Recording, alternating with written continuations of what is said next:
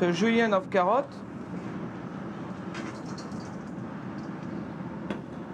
seasoned with carrot juice vinaigrette. In addition to the reduced carrot essence, the vinaigrette contains fish sauce and an oriental chili garlic sauce.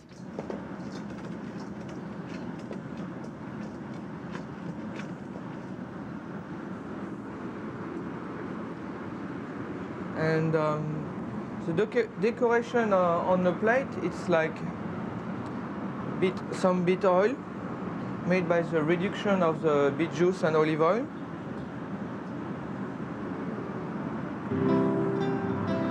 Little bit of parsley essence.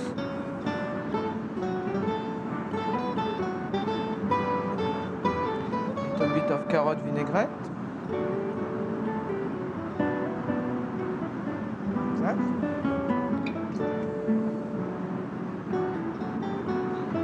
Carrot.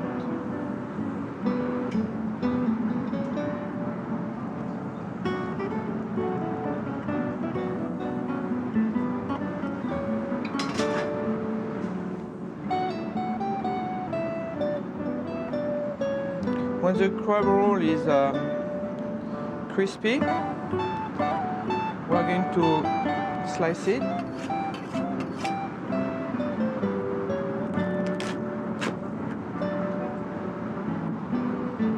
And serve it like that. A little leaf of parsley for the decoration. And that's it.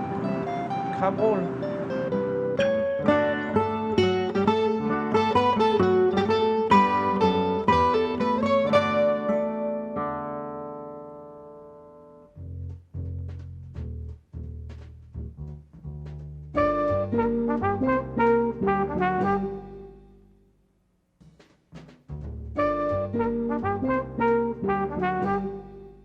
Ann Kearney was born in Ohio and graduated from the Cincinnati Culinary Academy. She came to New Orleans to work with the late John Neal at both the Maison de Ville and Peristyle. Now chef-owner of Peristyle, she is making waves with dishes like seared squab and dirty rice dressing.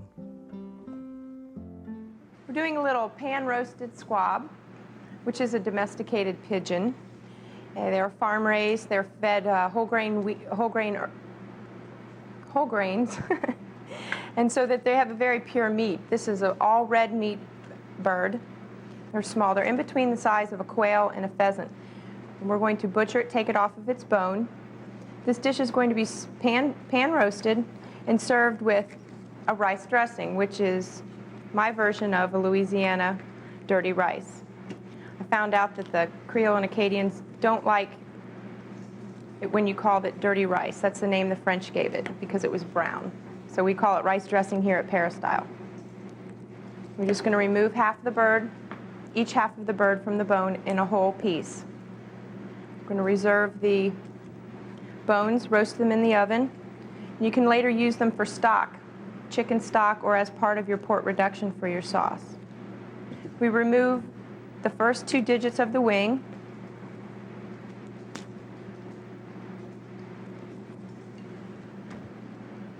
And those also can go into the oven to be roasted for stock. Now the chef deals with the gizzards and hearts. First thing we're going to do is we're going to take our gizzards. We're just going to cut them up a little bit and add them to a saute pan with some seasoned stock. We have some garlic and bay leaf. You can go ahead and put some salt and some pepper in there. Whatever you poach these in, it's going to take the flavor on. You can use water if you don't have stock, but make sure you season it highly with some different aromatics. You can add black peppercorns or whatnot. I like to cut up the pieces a little bit smaller because these are tough organs and they need a little bit of cooking time to tenderize. So we add just a little bit of salt, some pepper, and some poultry stock made from the bones. Bring to a boil, then lower the heat and simmer until the organs are softened. Now the livers. You want to clean off a little bit of the sinew and some of the veins from the livers. It's not that it will hurt you, but you'll get a much nicer product if you finish a finished product if you start off with these clean, just like you would if you were using chicken livers or duck livers. We season these with salt, pepper, and some cayenne. We want to make sure that they're extremely dry. These will pop the grease, the oil that you're searing them in will pop, and it can be a dangerous event. Around the kitchen when we make this at Peristyle, everyone's on guard. It's essential that you get a nice sear on your livers. Again, being very careful. Like I said, it will cause you trauma in your life.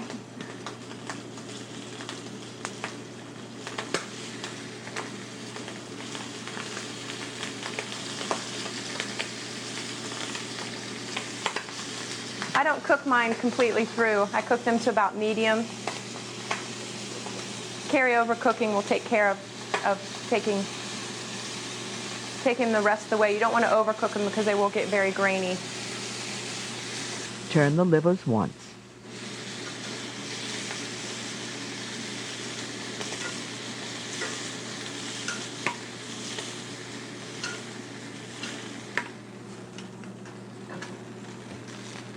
You can go ahead and leave all the fond in the bottom of the pan and the excess fat. I'm going to add some finely minced celery and onions. And as these cook, you want to get the fond off the bottom of the pan. That's pure flavor right there. It's also got some of the spices left from the liver. After these have softened, chopped garlic is added and the pan is deglazed with brandy. First, the vegetables are seasoned with salt, pepper, and cayenne pepper.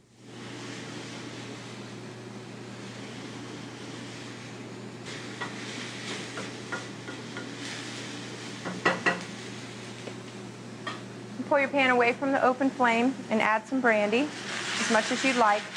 It will flame up if it wants to. Allow the alcohol to cook off.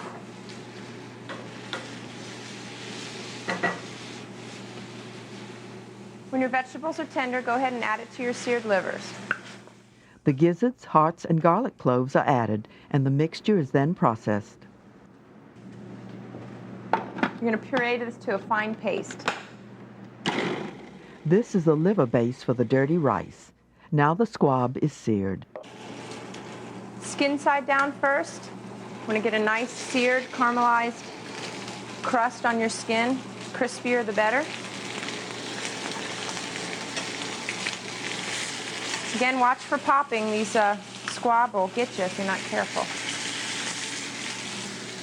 Meanwhile, we're going to get our little port reduction started in the back, which will be the sauce for our dish. You take a port wine, reduce it down with shallots and thyme until it's almost dry, till sec. You'll add a half and half chicken stock or poultry stock and half demi-glace. And you can bring that down as thick as you want. It's nice if you get a nice glaze on the squab as the finished product. The squab are turned, quickly seared, then removed to another pan and roasted in a 400-degree oven for 4 to 5 minutes. The grease is removed, then the same pan is deglazed with the gizzard poaching liquid. It's pure flavor right there. Add your liver base.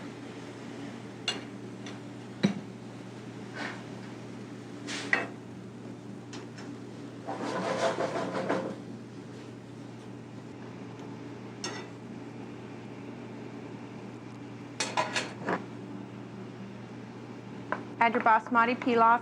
You want your rice to be already cooked. It's very important. The starches from the rice are going to help tighten this dish up.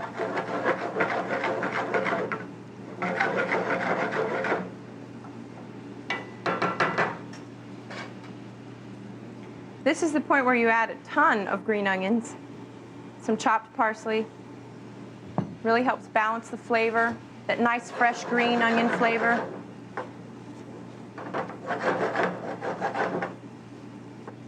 I guarantee you your guests will have a hard time guessing what's in there. It just tastes so good they won't even know they're eating livers, hearts, and gizzards. To finish with just a little bit of butter. Rounds the dish out, gives it a nice glossy look. The port wine sauce is enriched with rendered foie gras fat. We're going to stratify the liquid fat into your demi-glace sauce. Again, it's going to add a nice sheen to it and really bump that flavor up. Along with the rice, blanched and sautéed green beans and carrots are served.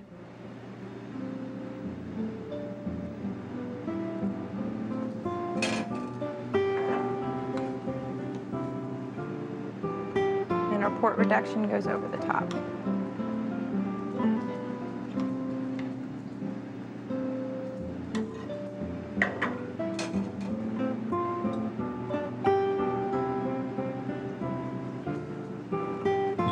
There we have it. Oh.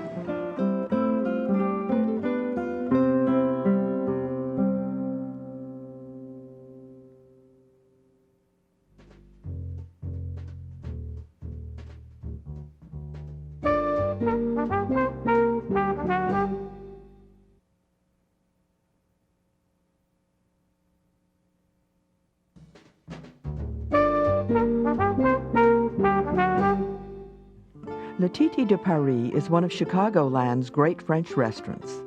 Michael Maddox is chef de cuisine under owner Pierre Paulin. An Illinois native, he attended Kendall College, then worked in Florida and Chicago. He studied with Jacques Torres, who may have inspired almond cookies and passion fruit custard. The passion fruit custard calls for both puree and passion fruit pulp. The mixture will be brought to a boil. Bring that to a boil. Meanwhile, 2 eggs are combined with 4 ounces of sugar. Sort of similar to a creme anglaise, but you use the puree as your milk. Get Kim to a boil and temper it into the bowl.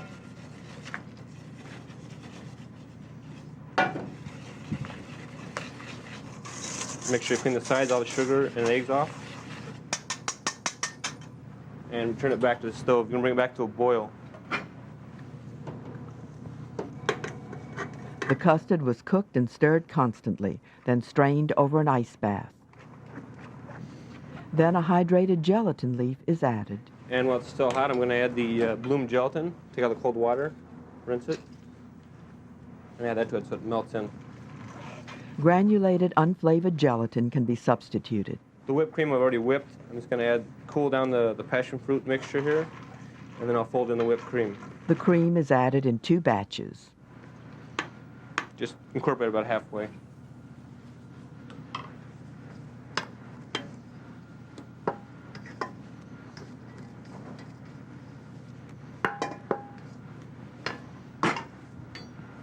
And just finish folding it in. You don't want to whisk it, you just want to fold it gently. Just incorporate it real light. Refrigerate until service. Meanwhile, the cookies are started with orange zest, which will be added to the dry ingredients, flour and powdered sugar.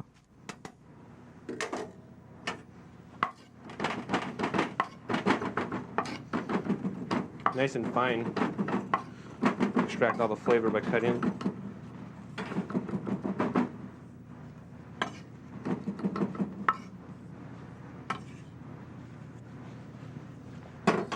Then fresh orange juice.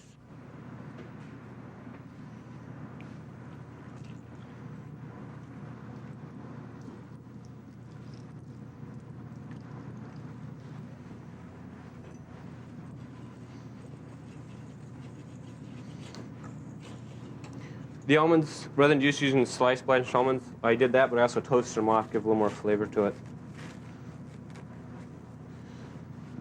And you can put them in a Roboku to crumble them up, but you don't want them real fine. Just a couple of seconds in the Roboku is all you're going to really need, or a food processor. I just do them by hand.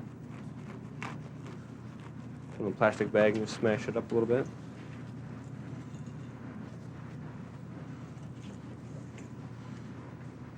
And the melted butter I need. And the melted butter.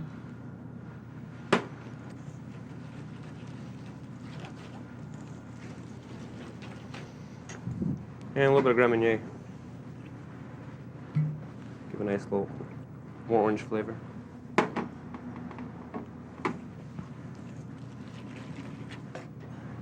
And as this cooks, it's going to spread out a lot. So you don't want them too close together. So 6 to 8 per sheet pan. And I'm really about making a perfect circle because I'm going to cut them when they're still warm out of the oven. The cookies are formed on a silicone sheet and are baked at 350 degrees until golden brown. If you try this dish, you'll have to visit the hardware store and the grocery store. The chef uses a paint sprayer, a butane torch, and drill bits for the spun sugar. It's half chocolate, half cocoa butter. And the fat gives a nice little design to it.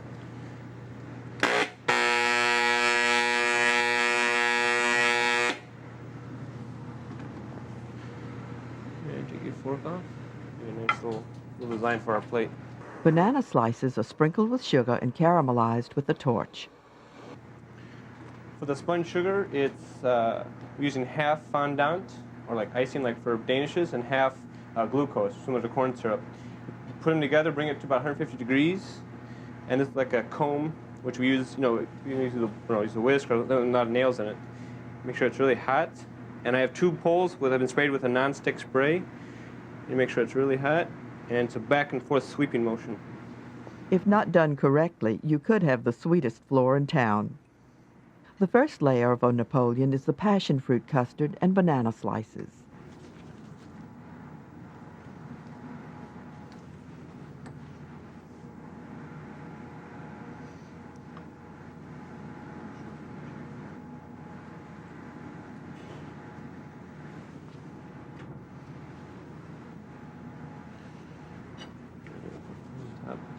We're also going to do a little bit of spun sugar on top of it when we're all done.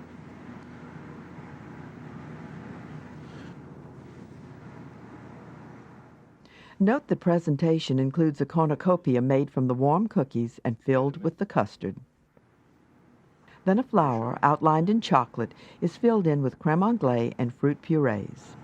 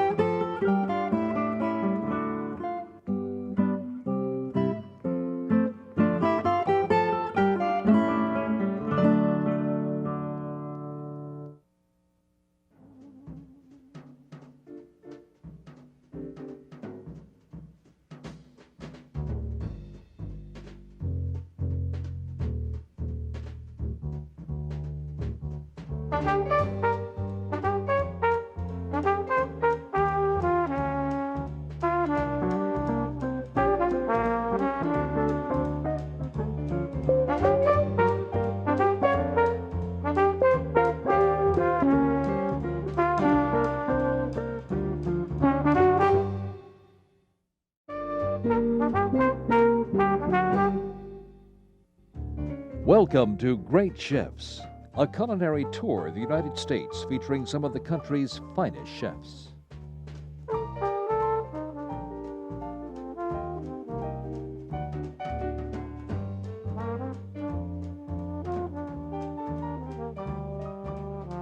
Today, the appetizer comes from Atlanta and Chef Gunter Seeger. It's a lamb roll stuffed with a ground lamb mixture and presented on slices of zucchini and eggplant.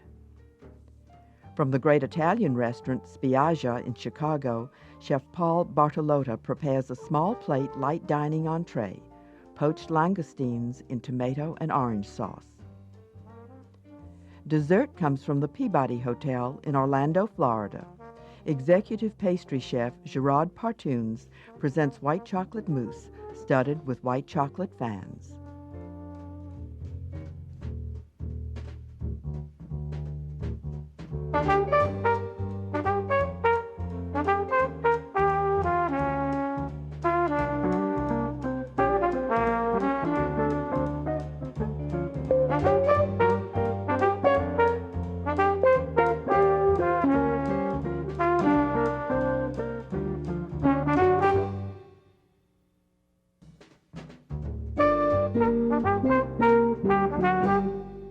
At taping time, German-born Gunther Seeger was executive chef for the dining room at the Ritz-Carlton Buckhead in Atlanta. He has since opened his own namesake operation in the Buckhead area. The appetizer is lamb roulade on zucchini and eggplant carpaccio. Note that he makes the roll from thin slices. The farce, or stuffing, contains diced bell pepper sautéed in a little olive oil. Also, cubes of brioche, which were browned in the oven. For the lamb farce, I have some lamb shoulders, and it's cut in pieces. To make the farce, you always want to have your meat stay very cold, and when you make your farce, you want to have the farce being very cold. So I put the bowl on ice.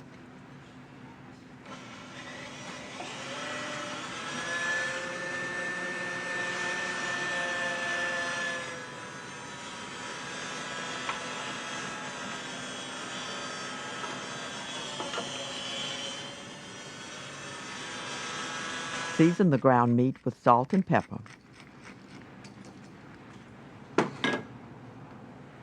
And mixed really good. You always stay, while you're making the farce, you always stay on the ice. Now we're adding some cream.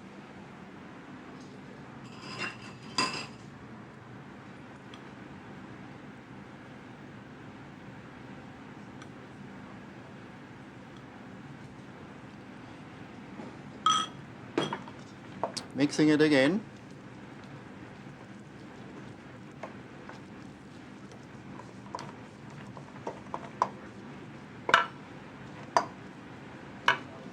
Now we have some thyme here, very finely chopped. Other aromatics include chopped parsley and chopped garlic. Some chive.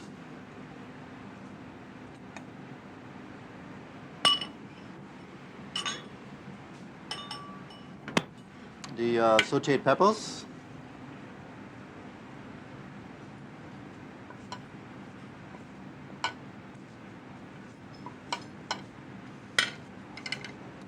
And the brioche.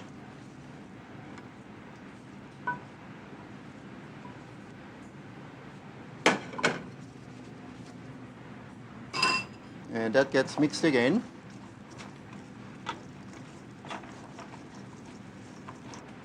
The brioche will soak all that cream off. Adjusting the consistency with a little more cream, the mixture is completed and chilled. Meanwhile, the chef fashions the roulade with a lamb loin. He cuts almost paper-thin slices lengthwise and overlaps them on a piece of plastic wrap. And you overlap it a little bit.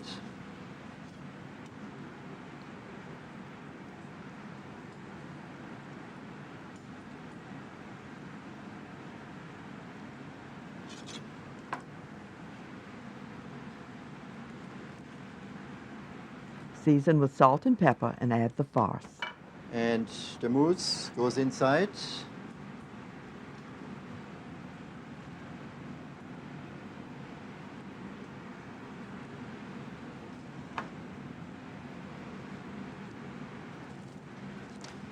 Then we roll. We lap this whole thing over like that. One more time. And then you fold the whole plastic, tighten it up,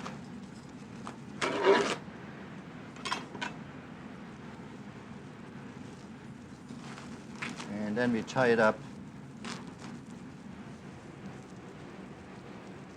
The roll is chilled for about an hour, then similarly rolled in overlapping bacon slices.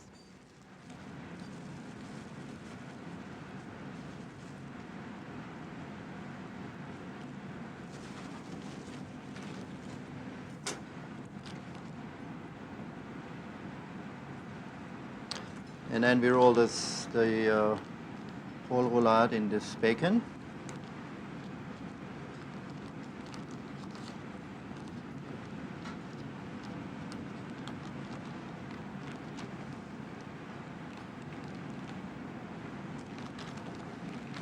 And then that goes on the plastic again.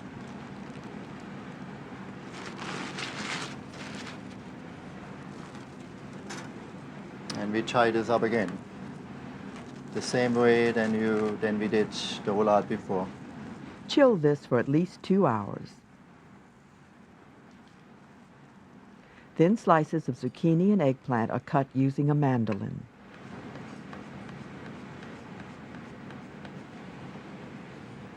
And the eggplant, same thing.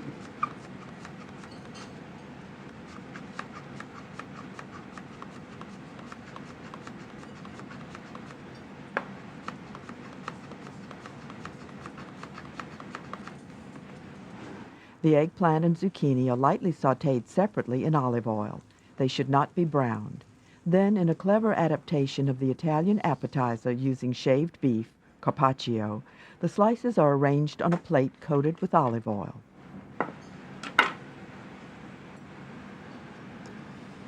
And we garnish the plate. We overlap 1 zucchini, 1 eggplant,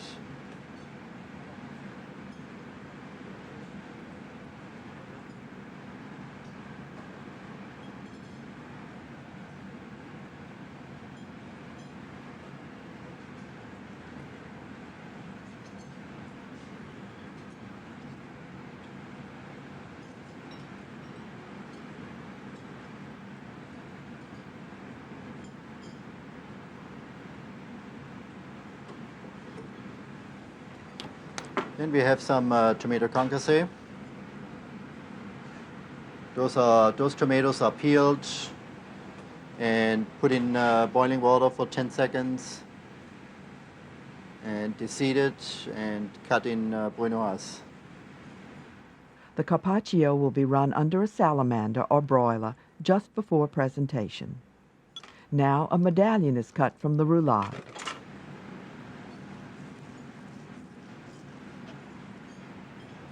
Cutting a nice piece, like a medallion, with the plastic. The plastic always stays on. And then we take that plastic off.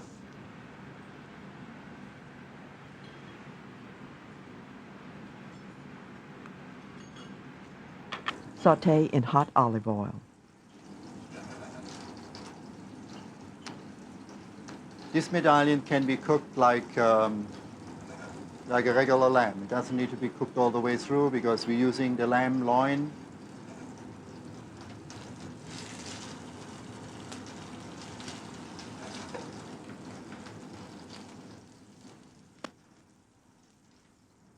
The carpaccio is removed from the salamander.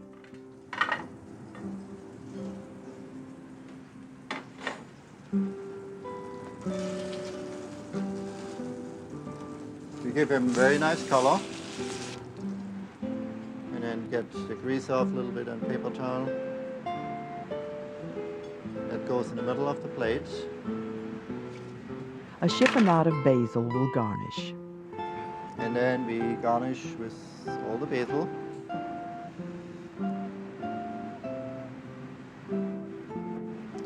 And we sprinkle, again, very good olive oil. We need a very good olive oil. This makes all the flavor here in the world for this dish. We put that over it.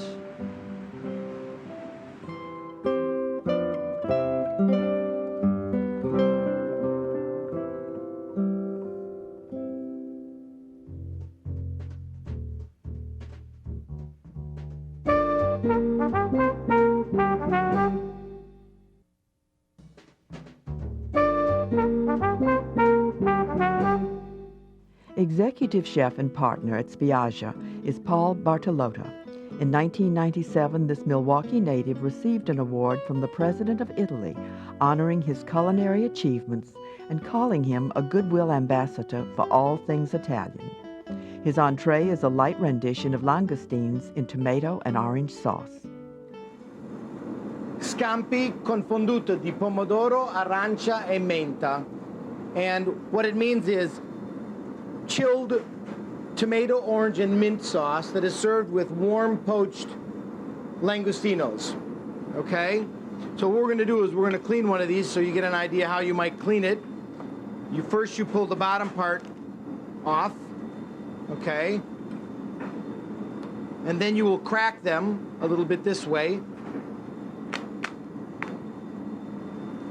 All right, and then you just peel them open, just a little bit.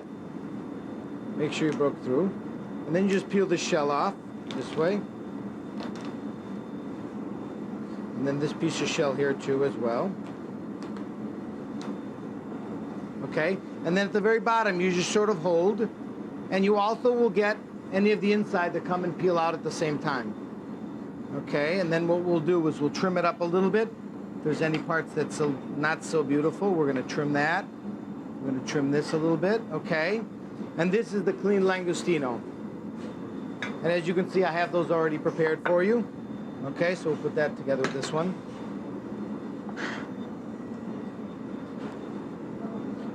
Okay, in addition, I have some tomatoes that I simply scored at the top and cut the bottom off. I blanched it in very, very hot boiling water, and then I shocked it immediately after. It was only in the water a few seconds, in ice water, and that allowed the skin to peel off very easily. So I have some peeled tomatoes that for this particular dish, your enemy will always be excessive liquid. So we're going to take and cut this a little bit. And we're just going to take this off. This particular dish is a dish that can be done only when you have good tomatoes. If you don't have a good tomato, don't even bother. And right now we have some nice plum tomatoes that are nice and ripe, so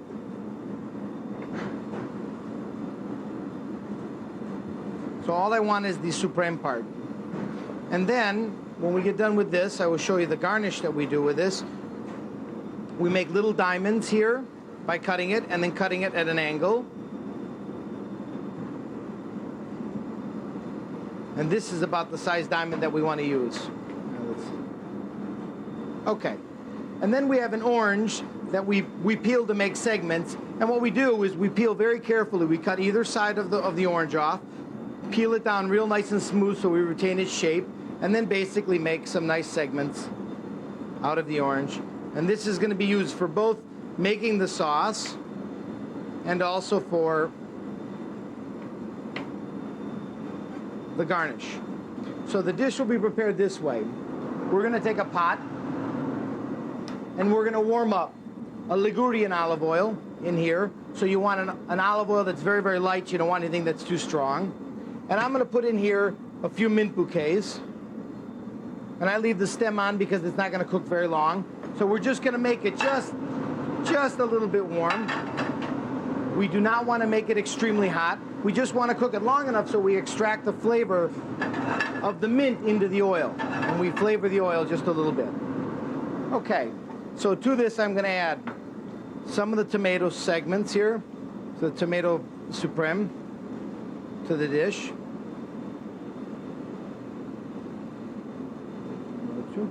And then again, some of the orange. And once again, I re-emphasize that liquid is your enemy, so you want to keep this a real nice dry compote.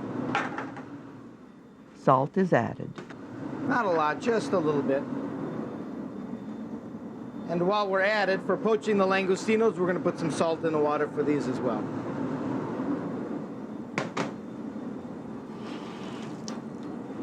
Okay. So these are our langostinos.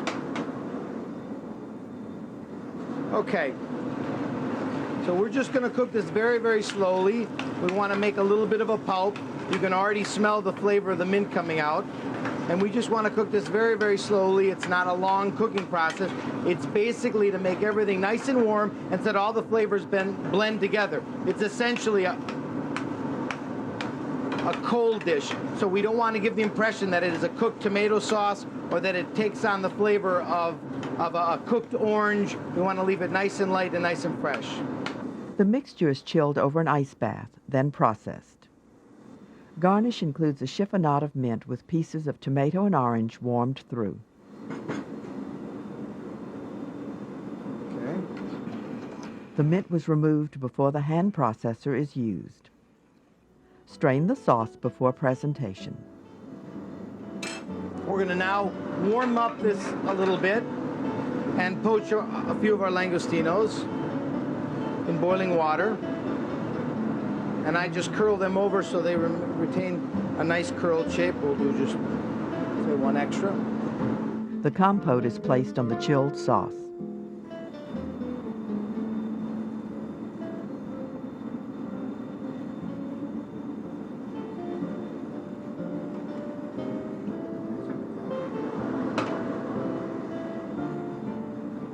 We're going to garnish this with a nice mint bouquet. Okay, and then just a drizzle of the oil just right here on top.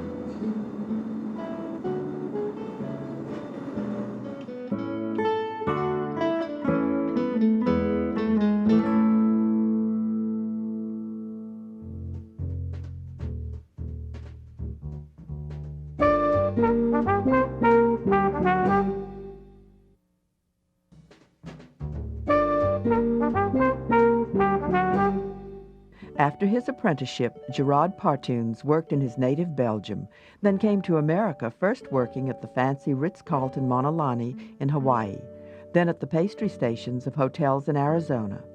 His dessert features white chocolate mousse. Notice the dramatic method for saucing the plate. White chocolate ganache is started with hot cream and honey. The honey will make the ganache a little bit more pliable and also serves as a sweetener.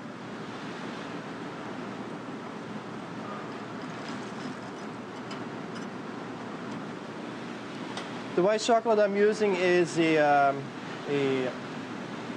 a European chocolate, which is called couverture. The difference between that, this has a very high coconut butter, cocoa butter fats content.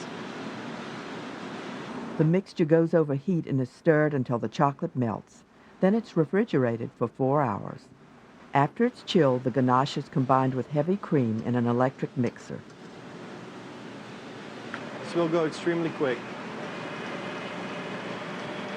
It's a very fatty mixture. There's very much coconut butter. The mousse will be piped onto rounds of almond sponge cake. They'll be soaked in orange-flavored simple syrup. Liquor. We can use a syrup, which is made with water and sugar, and adds basically any liqueur you would like to, but I recently used now a nice orange liqueur. The top of the cake here is a little bit more crusty, so I'm going to use the bottom of the cake. It will absorb more of the liqueur or the syrup. Raspberry liqueur would be very delicious too. The mousse is piped onto the cake round.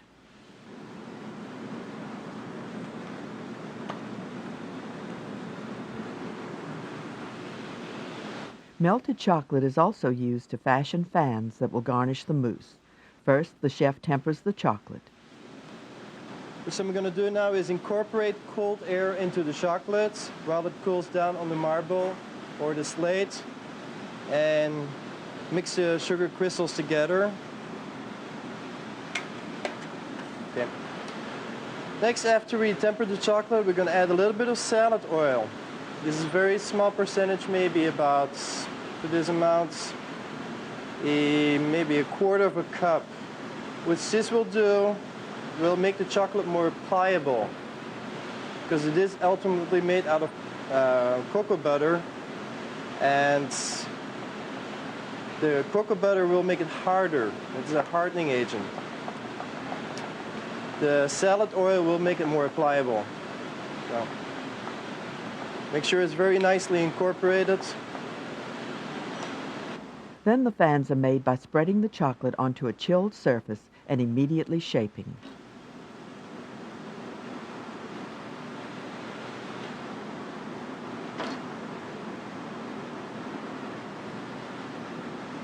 Using various colored sauces, the chef demonstrates an interesting approach to decorating a plate. He hand cranks this whirligig.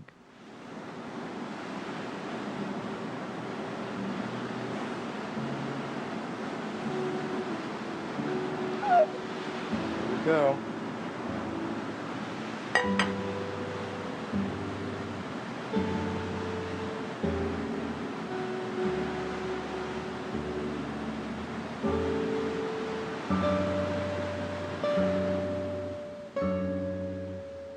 final garnishes include sprinkled cocoa powder and fresh berries.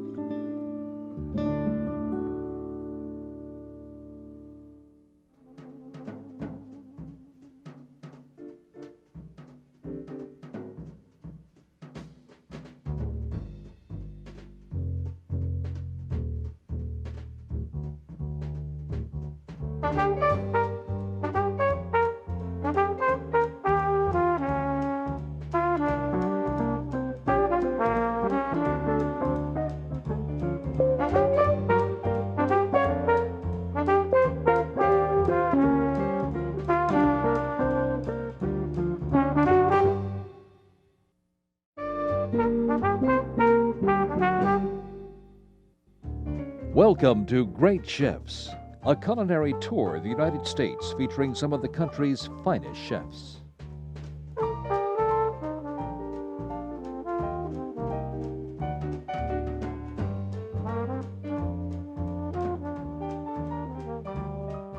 We traveled to the esteemed Peabody Hotel in Memphis for the starter.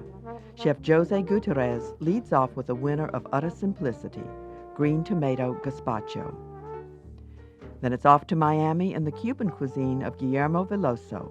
His entree is a Latin specialty featuring fried rabbit. Notice the use of chocolate liqueur in the sauce.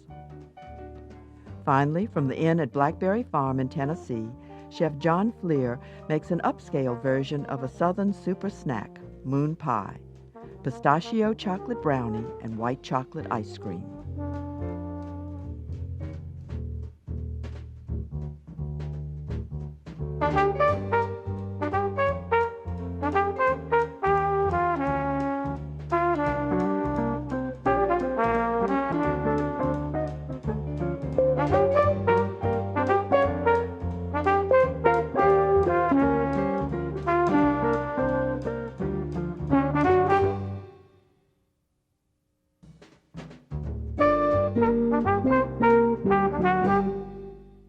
The upscale Chez Philippe restaurant is overseen by Master Chef Jose Gutierrez. The irrepressible Frenchman no doubt contributed to the Peabody winning an Ivy Award in 1997. The honor is bestowed annually by Restaurants and Institutions magazine. All you need for green tomato gazpacho is a blender. Okay, today we're going to do a gazpacho sauce with a green tomato, which are available in the south. So what we're doing is a fusion cooking between southern from America and southern of Spain. So for that we're going to use all those ingredients, and we are not going to cook anything. We're just going to put everything in the blender with some olive oil and vinegar and water, and blend everything in. That will be ready. So it's going to take just a few seconds. So the first thing we're going to put in the blend is 2 cups of green tomato. Or being diced, and it's very important that they are nice and very, very green. Then we're going to have for the red peppers, we're going to have half a cup of green pepper. Then onion, yellow onion, 3/4 of a cup of diced onion. And then we're going to have 2 cups of cucumbers who have been seeded. And you want to leave the skin on. All right. Then olive oil, then 2/3 of a cup. Same thing for the vinegar, white vinegar. Then 1 teaspoon of minced garlic, and salt.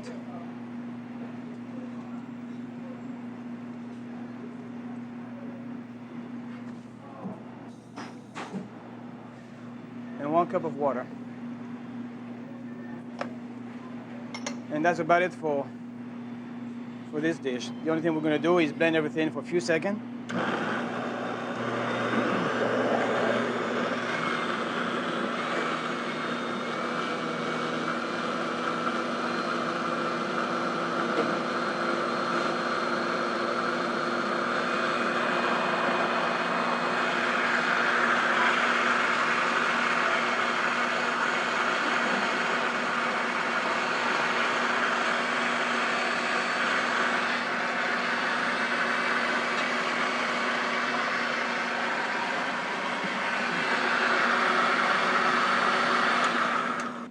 The color should be nice and green and very fresh. And it's okay if you have a little piece, it's not blended completely through. And then what we're going to do is just serve 3/4 cup per person here. And that's soup for summertime is just incredible. And when you want to serve that way, there's a little julienne of red pepper, just to show the difference of color. So for 6 persons, you will need 1 red pepper, and you can take those the inside out, and sometimes it's too thick for the garnish, and save the skin to do a sauce or anything else with it.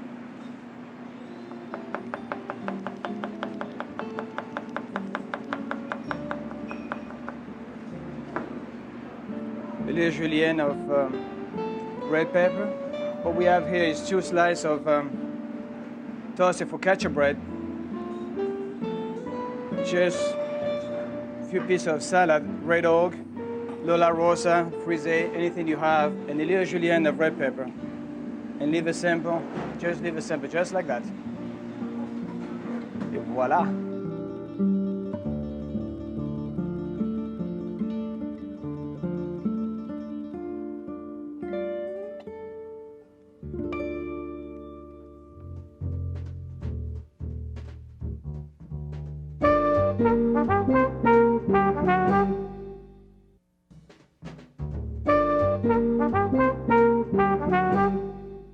Although Yucca in Coral Gables is presented as a venue of Cuban cuisine, executive chef Guillermo Veloso's cooking represents a confluence of several Latin and Caribbean influences.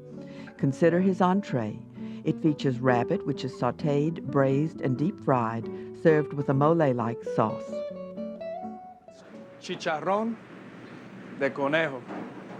Chicharrón de conejo.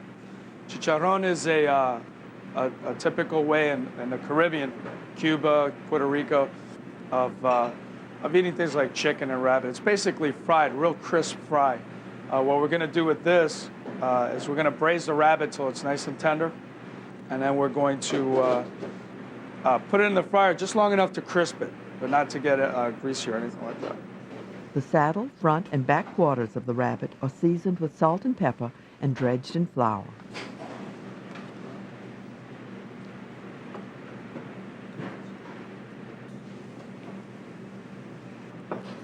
Shake off the flour really well.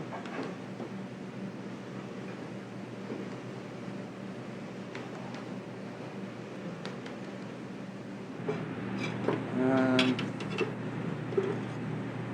put some clarified butter.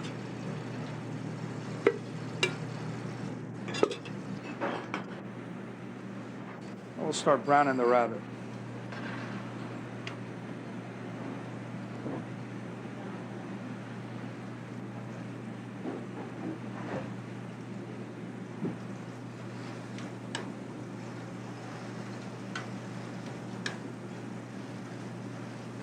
The rabbit pieces are turned once during the browning stage. So get it nicely brown. Take the rabbit out.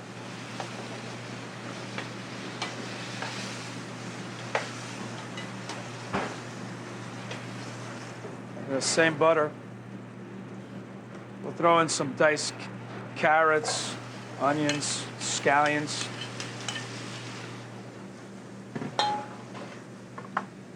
We'll do a little bit of chopped garlic in that.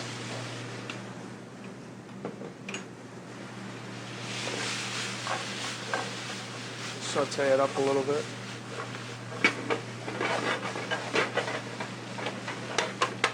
We'll return the rabbit to the pan.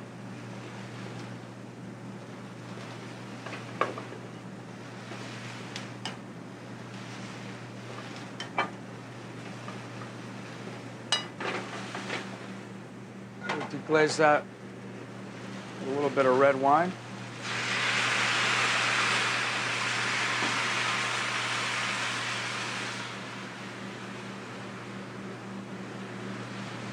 And we'll cover the whole thing with stock. This is chicken stock. You could use rabbit stock if you have enough bones to make a rabbit stock, or even a light veal stock would be good for this dish. Braise at 400 for an hour and a half. The sauce is it's a variation on a typical Catalan or Spanish sauce where they use bitter chocolate a lot in that part of the country, in that part of Spain. We're going to combine it with a typical Latin sauce, which is called a mojito. It's basically a marinated onion sauce with cilantro. So we'll start off with some red onion.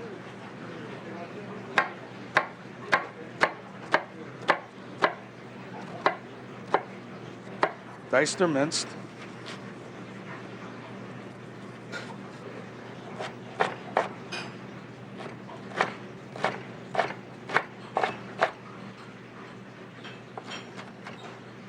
Also, fresh cilantro.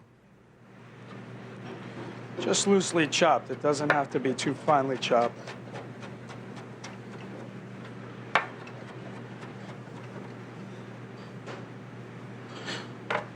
First, the onions are softened in olive oil.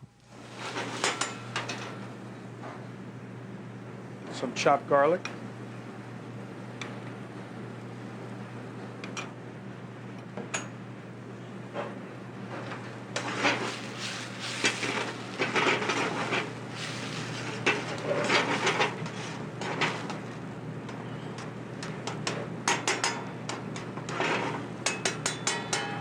We'll add some lemon juice to this.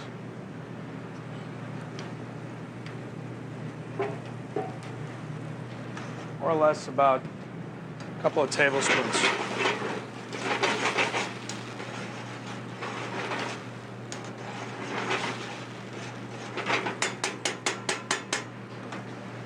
All right, at this stage we'll add the cilantro.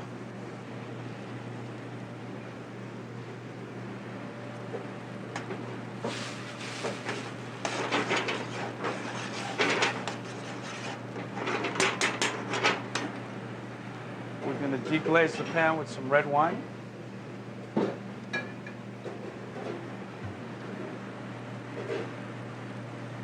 Not too much, about a cup's worth.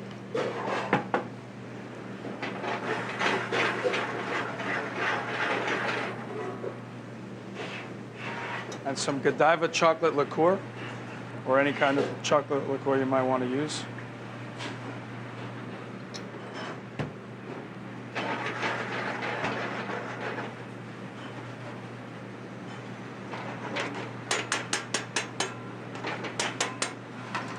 We're going to add some demi-glace. Rabbit demi-glace would be preferable, but beef or veal is fine.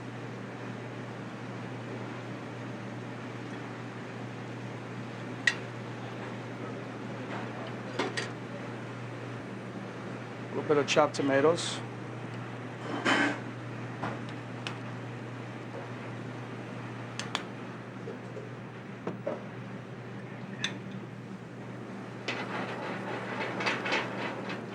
Letting that reduce.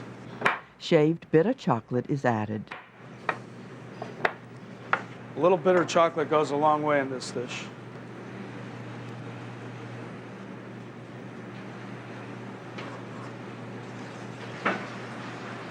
Meanwhile, we could start our salad for the dish, which is a simple salad. Start off with a simple dressing. Very simple dressing made with some mayonnaise and some Dijon or whole grain mustard. In this case is Dijon.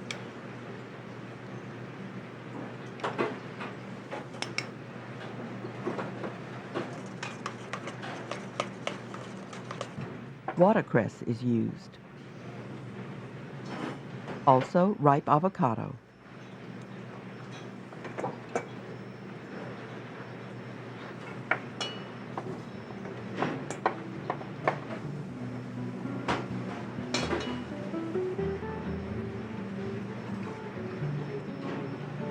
A bit more diced tomatoes to this. We'll add some pitted imported olives. These are Kalamata.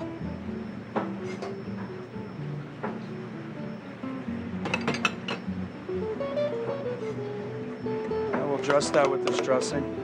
A nice simple mustard dressing. Just before presentation, the braised rabbit was deep fried for about 5 minutes at 375 degrees.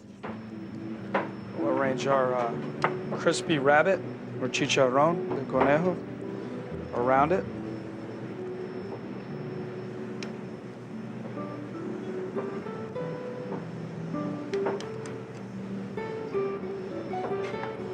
Serve our bitter chocolate and mojito sauce.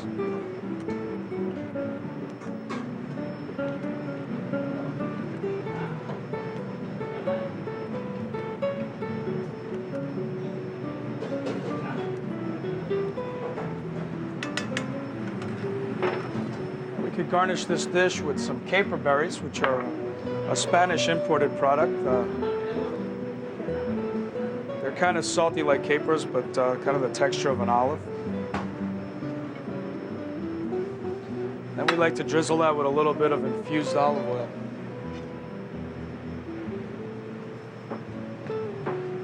A little bit of diced pepper for color. That's the dish.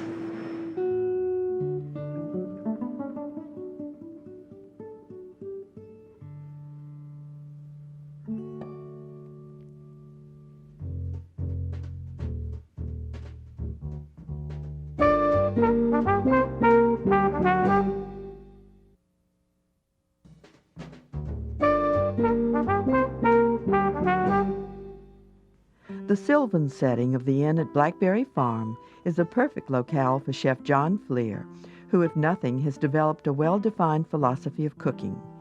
He calls it foothills cuisine and says it must have heart. Beyond that, his dessert also has chocolate in a rich ganache-coated brownie. The brownie batter includes melted chocolate and butter, to which granulated sugar and cocoa powder are sifted in.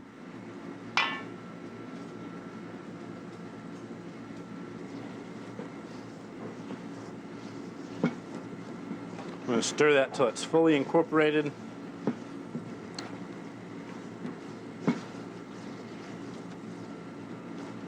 And the sugar is dissolved.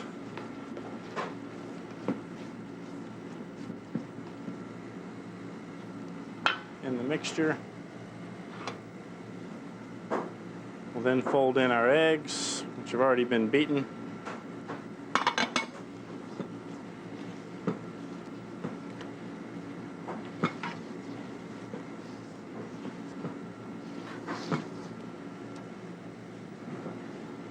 Flour.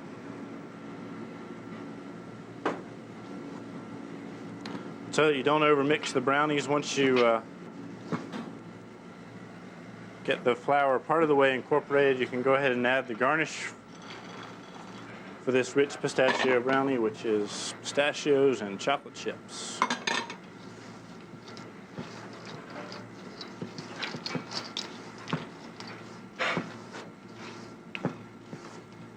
Once it's just brought together, stir in last ingredient. This is a homemade vanilla wafer, homemade vanilla extract.